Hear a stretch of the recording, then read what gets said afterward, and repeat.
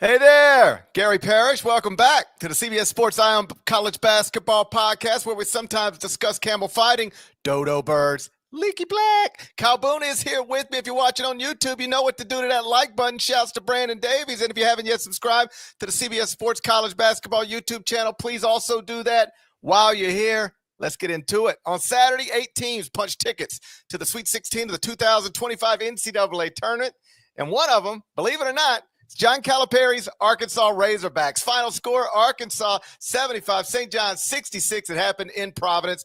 That's the 10 seed in the West over the 2 seed in the West. So after starting 0-5 in the SEC, the Razorbacks are now in the Sweet 16. KB, first off, thanks for staying up with me. You're too kind. Feel free to sleep in tomorrow. I give you permission. As for Arkansas St. John's, lots to get to, obviously, including Rick Pitino's decision to bench the Big East Player of the Year for the final 4:56 of the game.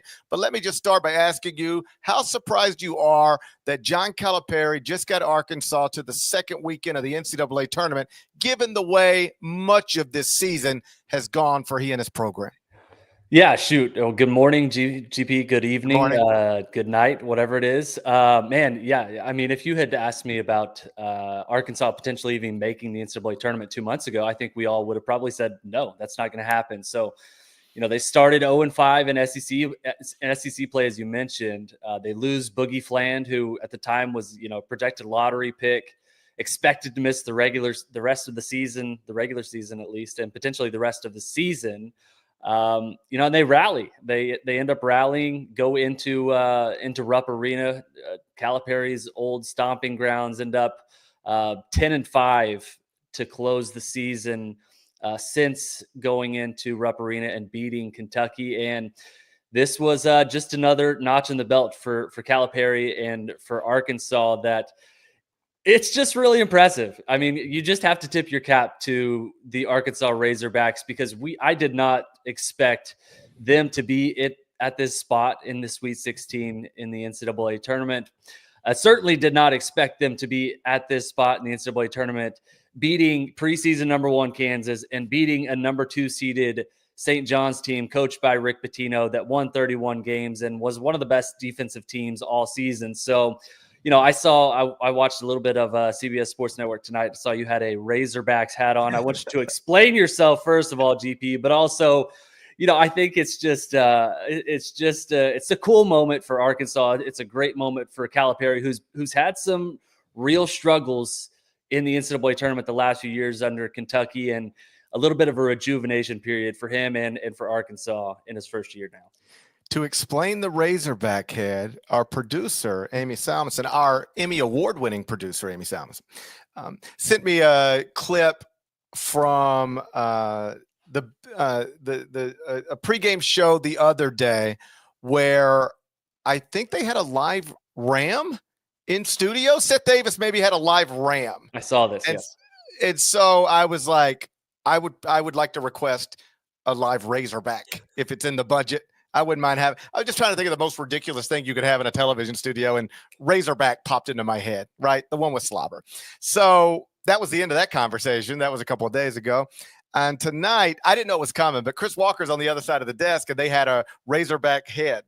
The type of thing you might see inside Bud Walton Arena underneath the desk, and he pulled it out. I did not know that was playing. That was all caught me off guard, but we had fun with it. I put the Razorback head on and just sort of mentioned how this is going to complicate things for me when I get back home because I am a University of Memphis graduate who lives in the Memphis area, born in Memphis, works in Memphis, and they don't love Arkansas there so much, and they certainly don't love the man who now coaches Arkansas, even if he did give them, Memphis fans, the best years of Memphis basketball that has ever existed. So we were just having fun in the studio. I think anytime you start a show at 1 a.m., you might as well laugh a little bit.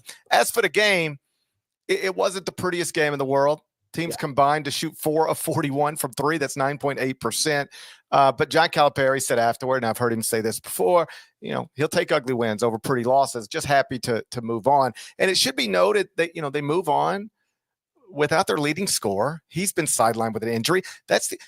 Think about we think just John Calipari and a bunch of talented basketball players, so whatever. But think of it in this way. Forget John Calipari got anything to do with this.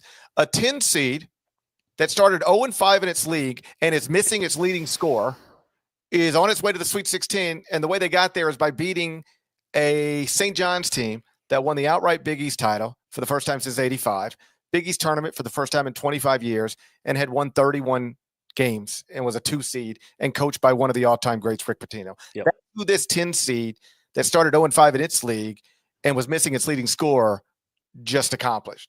It's an incredible story. And, Norlander had a nice column from Providence, and he not only talked to John, but he talked to Ellen, and Ellen, of course, is John's wife. Megan is John's younger daughter. And just the quotes from them were perfect. As Ellen and Megan explained to Norlander, like, it's been a hard 2 years. Mm-hmm. This family, their problems aren't like most Americans' problems, right? They're wealthy many times over, but that don't mean these past 2 years, and really probably even a little longer than that, if we're being honest, haven't been hard. It's great to be the king of Kentucky up until people decide they don't want you to be that anymore. Then it's not so much fun. And so he gets nudged out of there, and it couldn't have started worse. Mm-hmm. And then as you're losing games one after another, you also lose your best NBA prospect. Not only did I not think Arkansas was going to get to the Sweet 16, I, like you, didn't think they were going to make the NCAA tournament. Yeah. But then they turned it around. They won at Kentucky. That seemed to launch everything. And they went 10-5 in their final 15 games. They're 10-5 now. Right. It's losing at Oklahoma, I believe, to Oklahoma, I believe, on January 25th. So they turned it around, and now here they are. And it's just, I can appreciate good stories no matter where they come. And this is a terrific story that I didn't envision unfolding this way, but now here we are. And it's just a reminder, and then I'll kick it back to you, that as long as you have talent, there is always a chance that you can flip a switch and turn it on later than normal, particularly if the talent is younger, and if the talent is not used to each other. In other words, brand new team.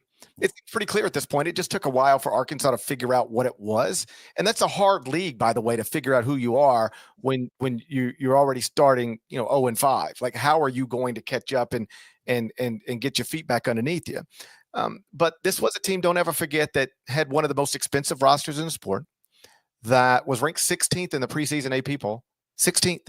By the way, it's crazy to think about this now. Preseason AP poll, Arkansas 16th, St. John's unranked. So the talent was always in place.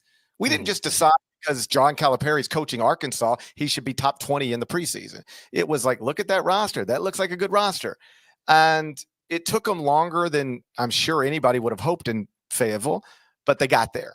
And John's done stuff like this before. This may be the most dramatic, but he was a 4 seed in 2011 and got to the Final Four, and an 8 seed in 2014, made the title game. Again, because even when, and this is what his time at Kentucky certainly taught us, there were times when he had great teams from November through the end of it. And there were other times, like 2014, where it was up and down, but the talent was always there. And suddenly you win a game, then you win another one, then you look up and you start asking questions like, why not? Why can't we just go get this done now? So just incredible stuff from Arkansas. And it's I'm sure they're celebrating accordingly. Yeah. Early before the season started, right after Calipari was hired, he had a line in one of his press conferences where he said, I met with my team. Oh, wait, what team? I don't have a team. Right. And it was essentially like he had to start from scratch at Kentucky. He recruited a lot of those at Arkansas, He recruited a lot of those guys when he was at Kentucky. Of course, brought some guys over, Aduthiero among them, the team's leading scorer. But, even on paper, yes, they were a preseason top 20 team, but, I don't think this is anywhere near Calipari's most talented teams that he's ever fielded, not by a long shot.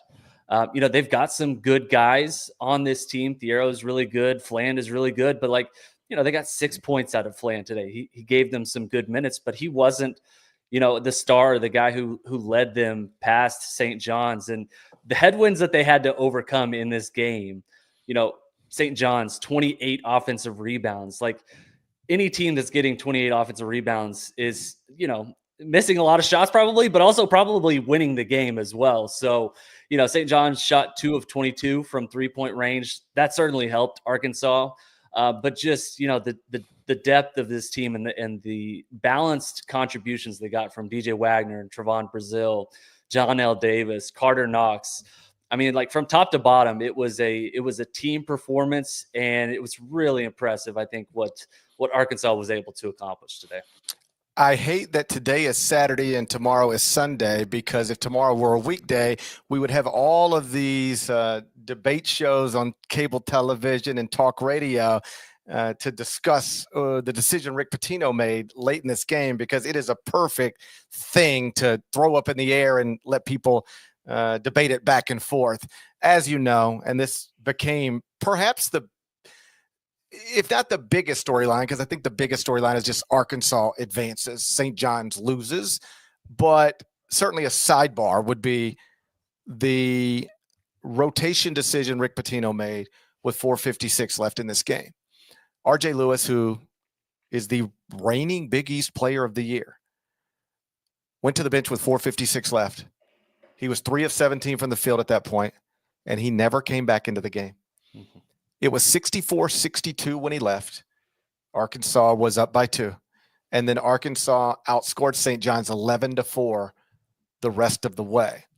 You can rationalize it, I guess, but it is still wildly unusual, particularly when you recognize that as bad as RJ Lewis was shooting, St. John's was still +5 with him on the floor in the game and -14 when he wasn't. What did you make of Rick Pitino benching the Big East Player of the Year for the final 4:56 of this win or go home competition?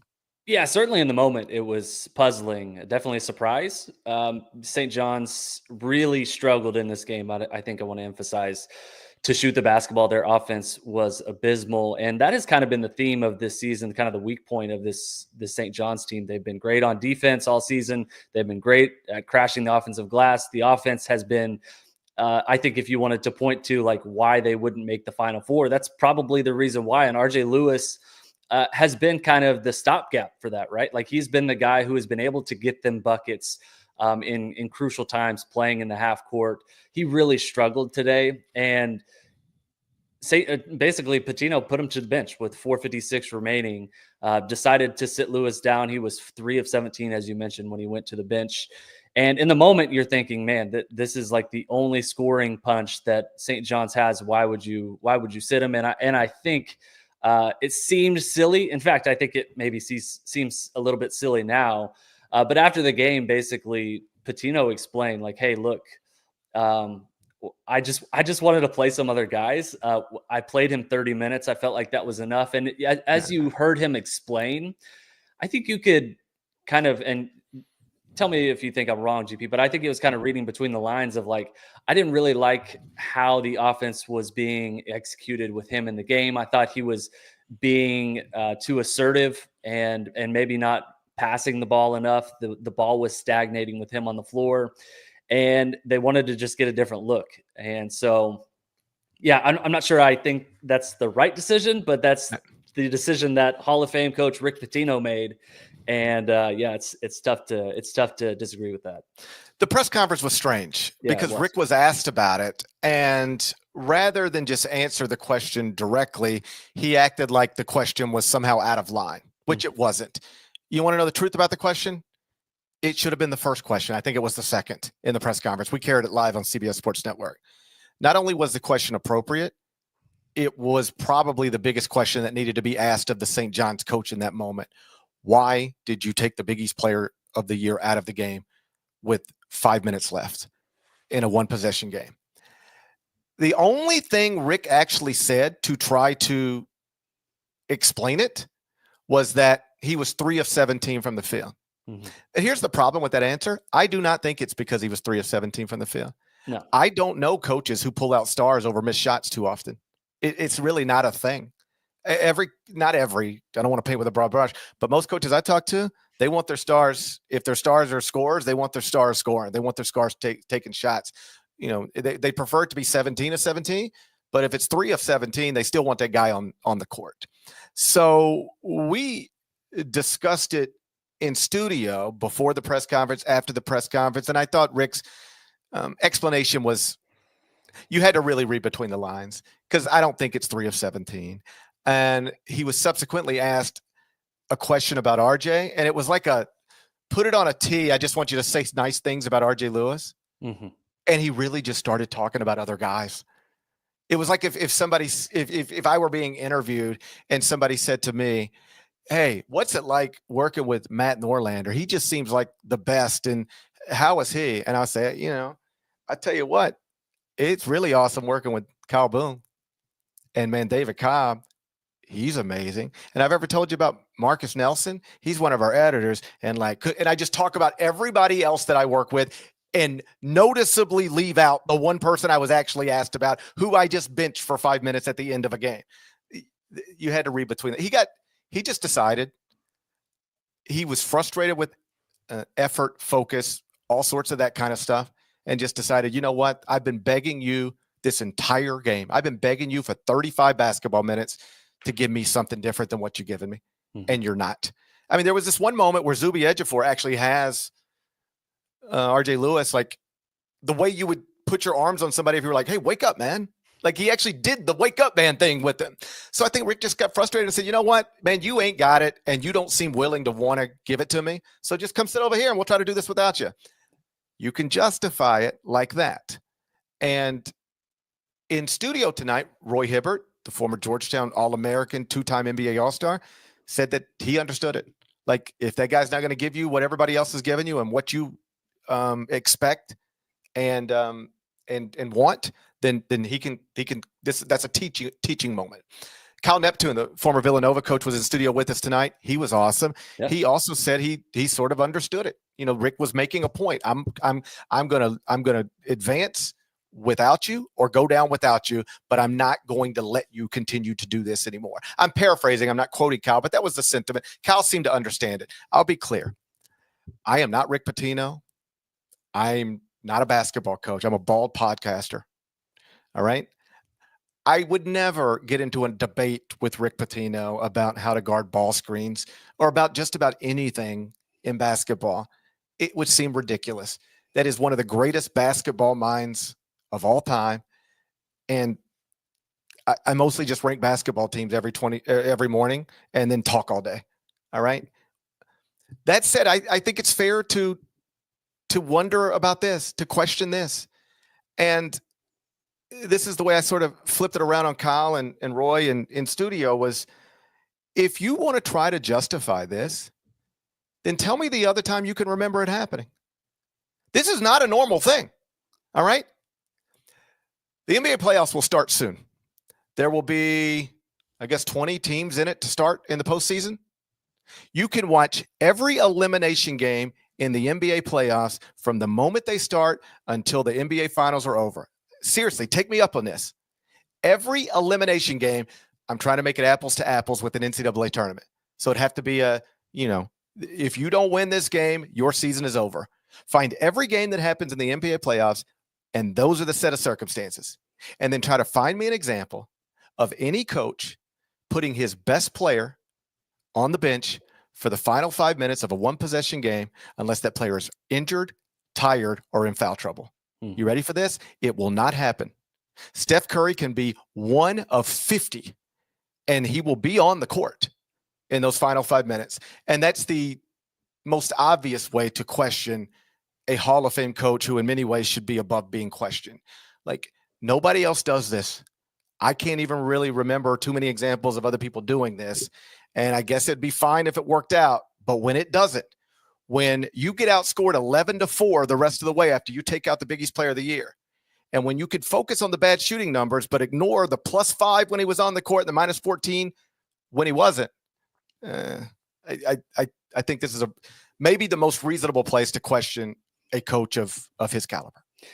Yeah, I think it's one thing to maybe sit and make a statement, on a Tuesday night in the middle of February when you're playing Creighton, but certainly NCAA tournament with a chance to make the Sweet 16 on the line, and you're sitting your star player to make some sort of statement about, the way in which he's played the game. yeah, I think that's the beef here for sure. Yeah, I understand teachable moments. I would prefer to teach them in November, December, any other time than the final 5 minutes of a round of 32 game that you're trailing by 2 points. Either way, St. John's, incredible season over. And it was an incredible season, just a rough ending. Incredible season, rough ending. And now Arkansas moves on to the Sweet 16, where they're going to play Texas Tech on Thursday in San Francisco. And that's because the Red Raiders eliminated Drake on Saturday, 77-64. Big 12 Player of the Year, JT Toppin, took 13 shots, made 11 of them, finished with 25 points, 12 rebounds. KB, any thoughts on Texas Tech over Drake, or on where you think Ben McCollum is going to be coaching next season? Spicy. Yeah, let's look into the crystal ball here. I'm going to guess Iowa. Just riffing off the top of my head. I like that potential pairing there. But yeah, I mean, like, just an impressive performance from JT Toppin, who remains like one of the most fabulous players in college basketball, and I think will be a household name, which is long overdue. He had 26 points. 12 rebounds against Drake, and Drake just had absolutely no answers for Toppin. Darian Williams, also big in this game, had 28 points for Texas Tech, and they're moving on. I picked Texas Tech to advance into the Final Four, and that's looking a little bit more promising after today. St. John's bowing out of the NCAA tournament. The path for the Red Raiders is very much open. It's in play.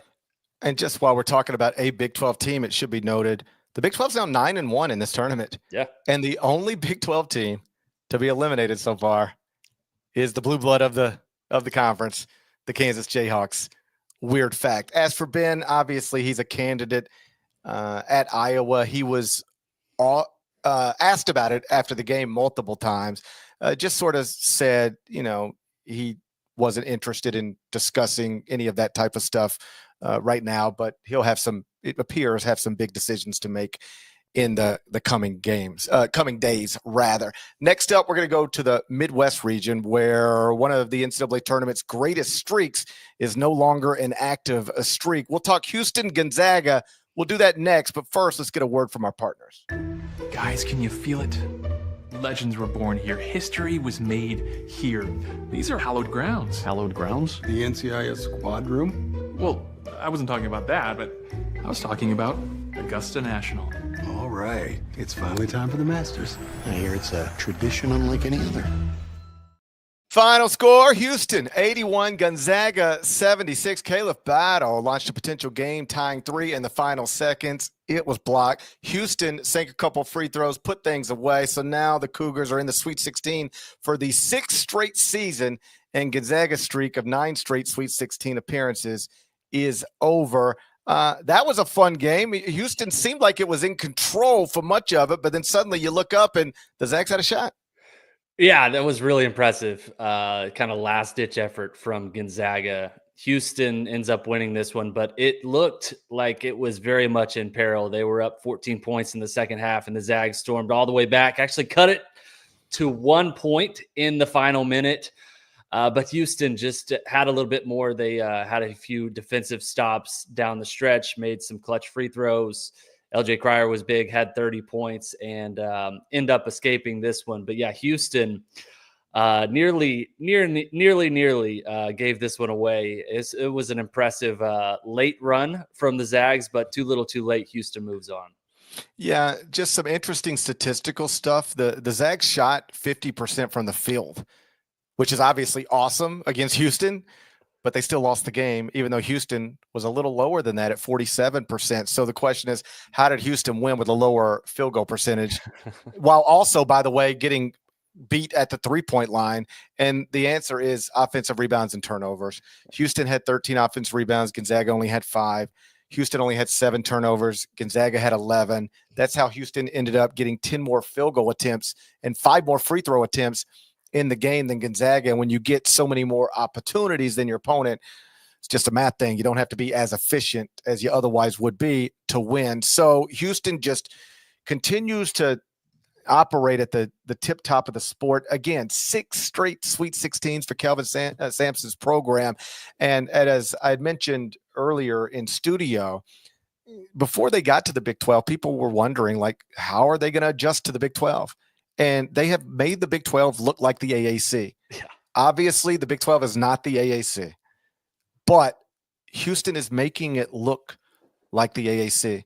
If you add up all the games Houston has played the past 2 seasons against Big 12 opponents, is 39-5.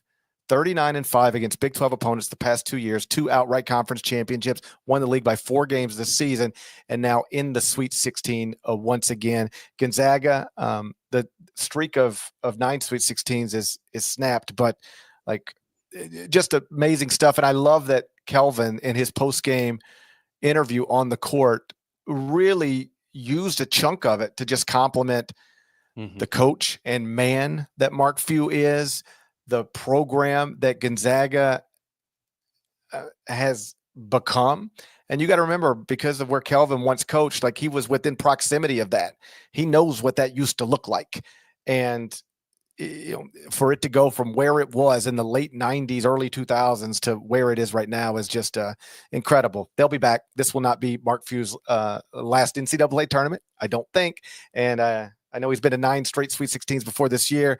Wouldn't be surprised, and I don't think anybody should be if they start a new streak as early as next season. Next up for Houston, going to be Purdue on Friday in Indianapolis, and that's because the Boilermakers started the day with a 76-62 victory over McNeese. Nothing too interesting about this game. Purdue was up double digits, barely 5 minutes in, led for all but 19 seconds, never trailed. And this is now the 8th Sweet 16 appearance for Matt Painter. So I guess we go from talking about 2 great coaches in that game to another one in that one. Yeah, no, and it's an impressive notch in the belt again for Matt Painter. Purdue had 7 Sweet 16 appearances as a program before Painter arrived. They now have 8 since he took over in 2005.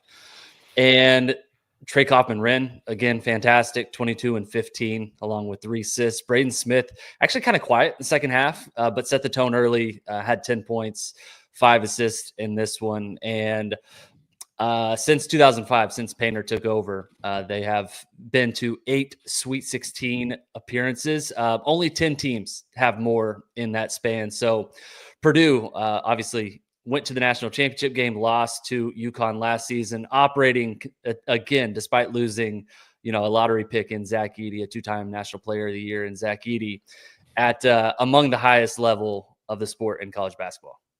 After the game, I thought Matt's media availability was interesting. He said, among other things, we will not go any further in this tournament if we're not better offensively. And I think what he means by that is the turnovers have been a problem all season, and they were again today. 19 turns, only 17 assists, and Braden Smith is awesome. All-American guard, Big Ten Player of the Year. He turns it over a lot, man. And he had 8 turns again today.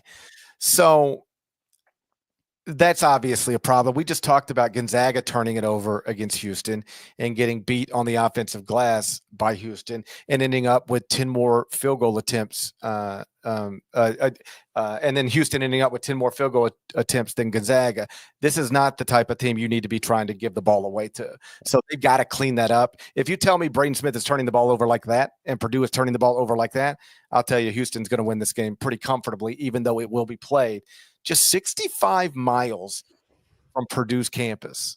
And I don't want to spend much time on this, in part because it's 3:00 in the morning. And I know the selection committee can't account for every possible matchup, and they'll tell you they don't even try. At some point, they don't. It is what it is. But this is something I noticed just as soon as the bracket comes out.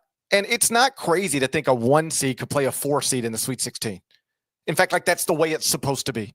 The 1 seed is supposed to play the 4 seed in the Sweet 16. If the bracket goes the way it's supposed to go, the 1 seed will play the 4. And that means you were setting this up for a likely scenario where the 1 seed in this region would have to play what's going to amount to something similar to a road game in the Sweet 16. I don't think that's right. I'll let Kelvin Sampson complain about it later in the week if he wants to. He won't. And he probably won't, because he doesn't even feed into that stuff. Like, let's just go play basketball. And I thought the thing he had that even tonight, he was fired up and ready to go and happy and I love every bit.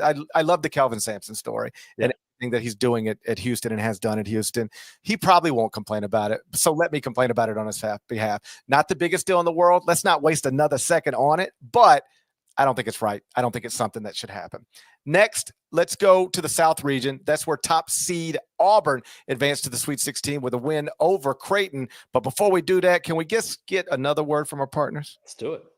One of golf's elite courses, Quail Hollow, hosts the game's top players at the PGA Championship this May on CBS.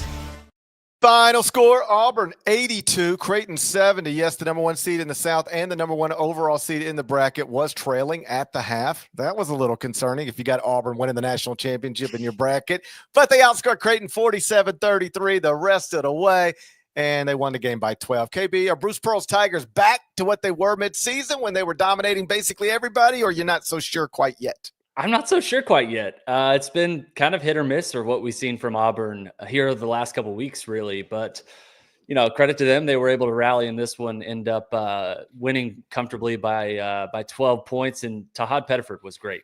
23 points, 6 rebounds. Chad Baker-Mazara ended up with some sort of like hip injury, it looked like. Bruce Pearl after the game said something like he's got a little bony ass. So we'll see exactly how that injury shakes out. But I mean, Pettiford was fantastic. One point short of a career high as a true freshman. He was great. Janai Broome just 8 points in this game. Auburn just did enough and able to limit Kalkbrenner to 18.7 rebounds. Auburn advances. I don't know if they look like the Auburn that was humming at an elite level in the middle of the season, but certainly I think they're among the 3 or 4 best teams right now. Even if they don't really have their best stuff, this is still a dangerous team that can win the national championship. Chad Baker-Mazara, not thick. Not thick. Not thick. I never even really thought about it, but now that I'm thinking about it for the first time, not thick. Bony ass. Let me ask you a question, Kyle Boone. Yeah. Should he consider taking part of his NIL and getting a BBL? NIL to a BBL. How do you think? NIL gets you a BBL. Chad Baker-Mazara comes back next year with an extra year of eligibility, and he's thick. What you think? I mean, if he had a BBL, he probably would have played more than 21 minutes in this game, right? Like he could have been 30, 35 minutes. I think a BBL is going to get you 3 extra rebounds a game on average. At least. Don't you think? He fell on his little bony ass and was kind of out for most of the rest of the second half. BBL probably would have fixed that to some extent. That's what I'm trying to say. And like, that's what I'm trying to say. All right. Just think about it. All right. I'm not here. Hey, your body, your choice. That's right. Your body, your choice. I'm not here to make decisions for Chad Baker-Mazara. I'm just saying NIL could get you a BBL. We could fix that bony ass. Once upon a time, if you lived on planet Earth, if you had a bony ass, you just had a bony ass. But we can fix that now. That's right. We got surgeries. We can fix that now. Think about it. Stay focused on the tournament for now. But once this is over, think about it. Janai Broome, only 8 points, 12 rebounds, 4 of 13 from the field. But Pettiford, like you said, was awesome. Auburn, a little bit like Purdue in the sense that they're going to get to play their Sweet 16 game close to home as well. They're going to Atlanta.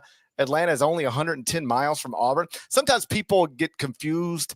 You always assume if a city is in the state, if everything's in the same state, they must be close together. Right. And if they're in different states, you have no context. And I actually live in a place where this is all backwards. Like if you're in Memphis, you're like 6.5 hours from the University of Tennessee, and like an hour and a half from Ole Miss, 2.5 from Mississippi. In Memphis, Tennessee, you are closer to like 1 million SEC schools than you are the University of Tennessee. And I actually live in the state of Mississippi. I can be to Tennessee in 10 minutes or Arkansas in 15. So the Auburn-Atlanta thing's a little bit like that. Yeah, you got to cross the state line, but it's only 110 miles. You could drive it in like an hour 35, hour 40. I don't mind this one because Auburn's the number 1 seed. This is just an advantage for being the number 1 seed. Congratulations. You get to fill up an arena in Atlanta. I don't mind the 1 seed getting a geography advantage in the Sweet 16 or Elite 8. I just don't like it when a number 1 seed is at a disadvantage. So in Indianapolis, the number 1 seed's at a disadvantage. In Atlanta, the number 1 seed is at a place of advantage. Next up for Auburn, they're going to play Michigan on Friday in Atlanta, and that's because Michigan eliminated Texas A&M 91-79 to advance to the Sweet 16. Like Auburn, Michigan actually trailed at the half, but eventually won by double digits. The Wolverines were outscored A&M 56-40 in the final 20 minutes. Flag Golden got 23 points, 12 rebounds, 3 blocks. As you know, he's the first Michigan player to get at least 20, 10, and 3 in the NCAA tournament since Chris Webber did it in the title game of the 1993 NCAA tournament. And now Flag Golden and Dusty May are in the Sweet 16 for the second time in a 3-year span. Back in 2023, they got there with FAU. Now they're there with Michigan. Year 1 for Dusty May. Going all right in Ann Arbor, isn't it? Pretty good. Yeah, this is a huge turnaround for Michigan, and you just got to give your flowers to Dusty May. I mean, they're at 27 wins right now. They were 8-24 last season. GP things were not great. They finished last in the Big Ten, kind of a laughing stock in that league for many reasons. No other team has lost that many games in one season and then made the Sweet 16 the next season since the Sweet 16 officially began in 1975. That's according to OptaStats. And Michigan earned this one. They put on a show in the second half and really rallied. Roddy Gale was big, 26 points, 4 rebounds. Vlad Golden, as you mentioned, 23 points. Him and Danny Wolf combined for 6 blocks. And this was a really good Texas A&M team that is very, very physical. They pound the offensive glass. They're really good at second chance points. They didn't have the offensive firepower to keep up with this Michigan team and the way that they play. And it was a really, really impressive performance from Dusty May and the Wolverines today. It also sets up a situation where if Michigan State is able to get past New Mexico on Sunday, then Michigan State and Michigan will both be in Atlanta in the Sweet 16. I just think that's kind of neat. You got 2 in-state rivals from a different part of the country traveling to one of America's great cities. And, you just got all of that Michigan stuff walking around downtown Atlanta. That'll be a fun scene if it'll be a fun scene no matter what, but it'll be especially fun if Michigan State joins Michigan, 2 in-state rivals from the Big Ten hanging out in Atlanta for a few days. 2 more games from Saturday to touch on. This one, if it wasn't the best, it was up there pretty good. Final score, BYU 91, Wisconsin 89. That's the number 6 seed over the number 3 seed in the East region. The Cougars are in the Sweet 16 now for the first time since 2011 and for just the second time since 1981. And we got big performances in this one. John Tanji got 37. That's a tournament high so far. Richie Saunders at BYU, 25 points, 7 rebounds. Officials got involved. Dawson Baker got ejected from the game. Like, there was a lot going on. That's the way an NCAA tournament game, I think, is supposed to feel. Yeah, it was an awesome game. I think probably the second best game behind St. John's and Arkansas earlier in the day for sure. BYU, and this was actually a more enjoyable game to watch. That one was just like close and exciting, and the stakes felt so high. Yeah. But in terms of just like, let's watch basketball and let's actually get the ball through the hoop a lot, this was more enjoyable. Yeah, Arkansas St. John's was a rock fight. BYU Wisconsin was peak offensive basketball. Tanjay with 37 points. He actually missed the game tying shot in the final seconds and really just kind of a botched final possession, just a last second heave just to try and make something happen. Didn't happen, but yeah, I mean, like this BYU team is super fun, and I wouldn't say really that they came out of nowhere either. This team was 2-4 to start Big 12 play. And, it looked a little bit listless, a little bit aimless. They finished 14-6 in Big 12 play. They've now won 11 of their last 12 games, and a really, really fun team to watch, especially on offense. 12 of 26 from 3-point range today. Yegor Dimon, who I have as a potential top 10 pick in this summer's draft class, had a game-high 8 assists for BYU. Of course, as you mentioned, Saunders 25 points leading the way today. So a really fun game, probably the best offensive game we've got of the NCAA tournament so far. More of them. Yeah. That's right. I mean, more of them. I tip my hat when I need to tip my hat.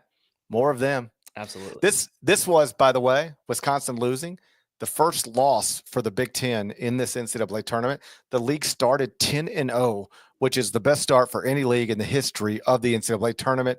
They're now 10-2, and that's because in the last game of the night, Tennessee beat UCLA 67-58. Chaz Lanier got 20 points. He now has 49 through 2 games of this NCAA tournament. So Tennessee moves on. UCLA is eliminated.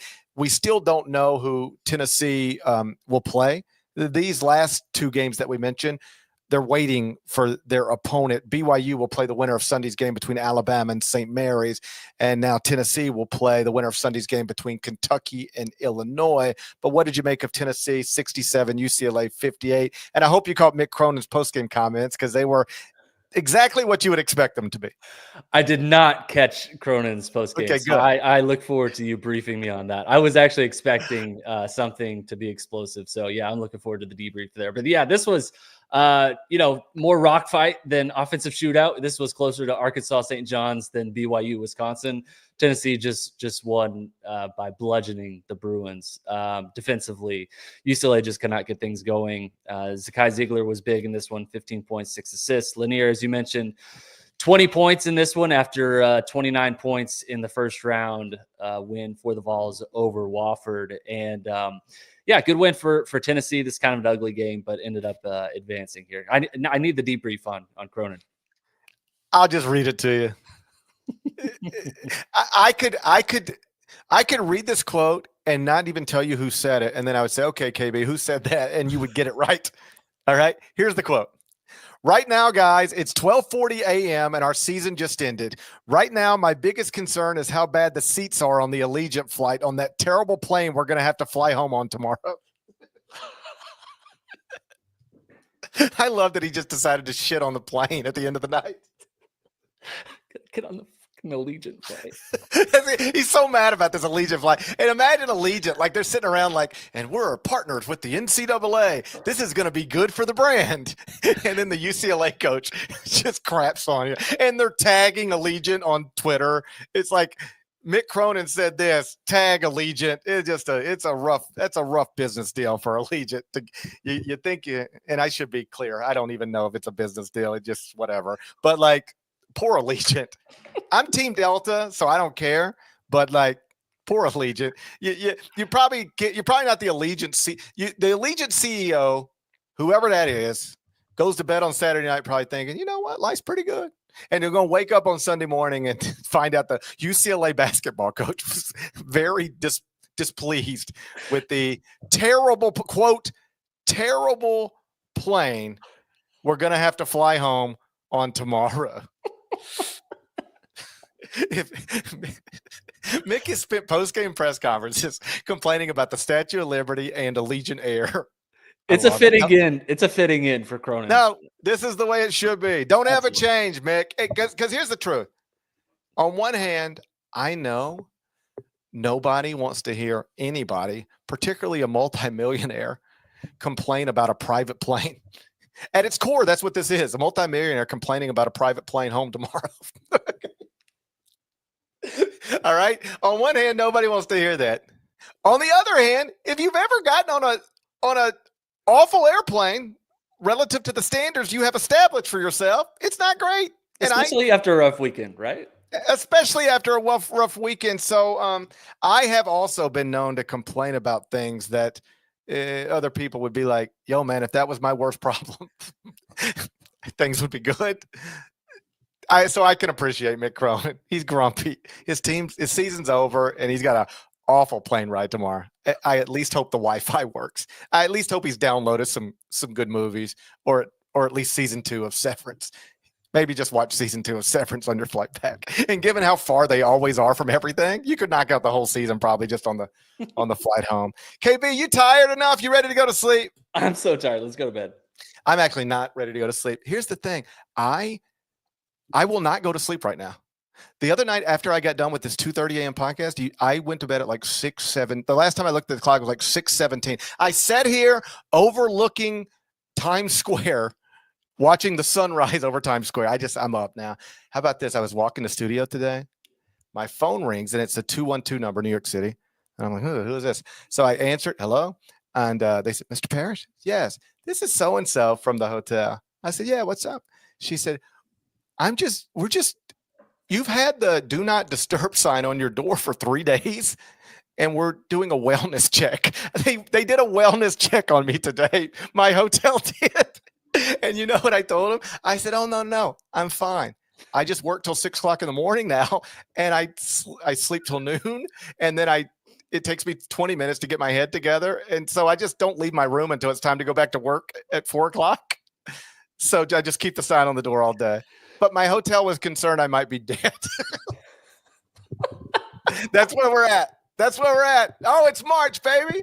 It's March. It's March, and my hotel thinks I might be dead. I'm glad you're not dead, GP. I'm glad I'm not dead too. I'm glad I'm not dead too. So you go to bed. I'm just going to go right over here and look out the window for a few hours, and then we'll do it all again tomorrow. It'll be fun. Shouts to Devin Downey. Shouts to Chester, South Carolina. Terry Teagle's a legend. Huck, Larnell.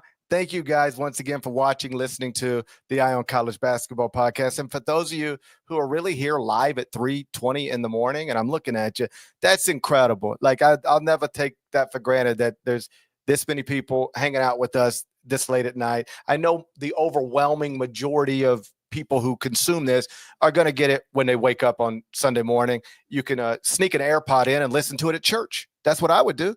I'd put an AirPod in and listen to it, during the service, if you could get away with it. But to all you guys who are here live, amazing. We appreciate it. And we're going to be here every night in some form. Norlander, Cobb, me, Boone, whatever the combination is, we're going to be here every night after the NCAA tournament, no matter the time. So I don't expect you guys to always be here with us this late. I know you got other you can't sleep. You guys can't sleep till noon tomorrow. Okay. I don't need to, but if I have to, it's not the biggest deal in the world. So thank you guys for being here. Appreciate you. We'll have a new episode tomorrow night after Sunday night's games, and then we'll have the Sweet 16 completely set. It's going to be a fun Sunday. Appreciate you guys. Talk to you again real soon. Till then, take care.